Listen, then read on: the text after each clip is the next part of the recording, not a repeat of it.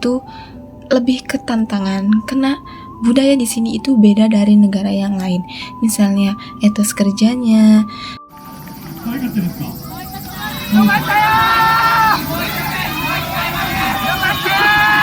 etikanya, kehidupan sehari-harinya, norma sosialnya yang seringkali lebih ketat.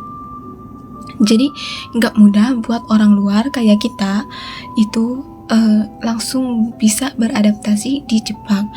Jadi kita itu harus beradaptasi dengan sistem sosial yang ada di Jepang, atau bekerja di sini itu lebih menantang bagi aku.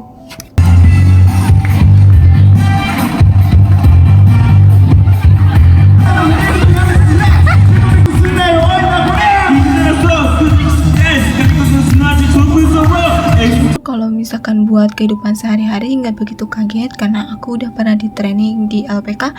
Jadi mereka tuh nerapinnya bener-bener kayak 11-12 kayak ada di Jepang gitu.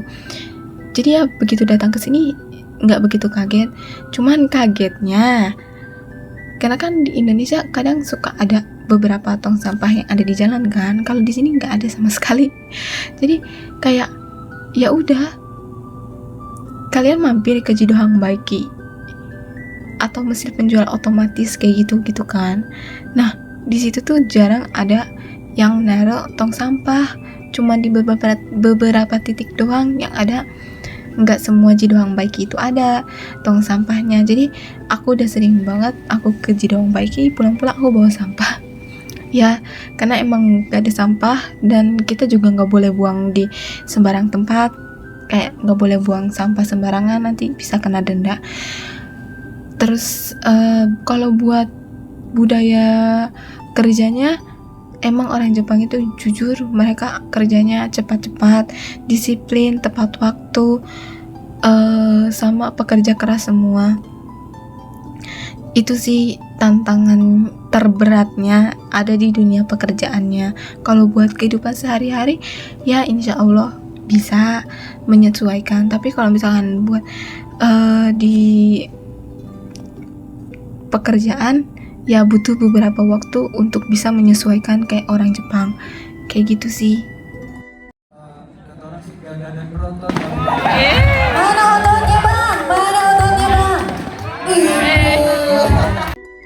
Untuk kalian yang pengen ke Jepang, kalian harus tahu hal ini sih. Kayak orang Jepang tuh benar-benar disiplin, teliti, tepat waktu, kerja keras. Mereka tuh sangat-sangat sopan juga. Jadi ya kalian belajar yang benar. Semoga nanti kalian bisa nyusul ke sini dan bisa membawa nama baik Indonesia juga kan. Terus kalau misalkan kalian gagal dalam mensesu, dalam wawancara, itu ya jangan kecil hati, karena aku juga begitu wawancara gak langsung diterima kok. Aku berkali-kali wawancara baru diterima. Ini wawancara yang ketiga. Yang pertama sama yang kedua gak diterima, emang rezekinya ada di yang ketiga. Jadi kalian jangan kecil hati kalau misalkan kalian belum lulus wawancara.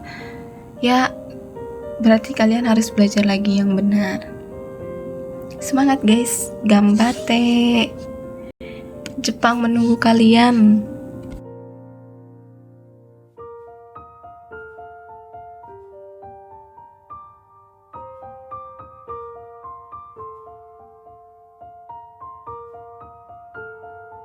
Yang pertama, udah pasti bahasa dan komunikasi, karena aku nggak ada basic skillnya dan aku nggak tahu tentang budaya Jepang itu seperti apa. Yang kedua, penyesuaian budayanya. Di sini tuh orang-orangnya sangat-sangat menjunjung tinggi kesopanan, taat aturan, dan masih banyak lagi lah, kayak kerja keras juga. Terus yang ketiga, kita harus mempersiapkan mental, karena kan kita di sini SG Susei alias pemagang yang kita nggak bisa pulang selama terkait kontrak. Jadi mau itu ada kabar baik atau kabar buruk yang ada Indonesia, dari keluarga Indonesia.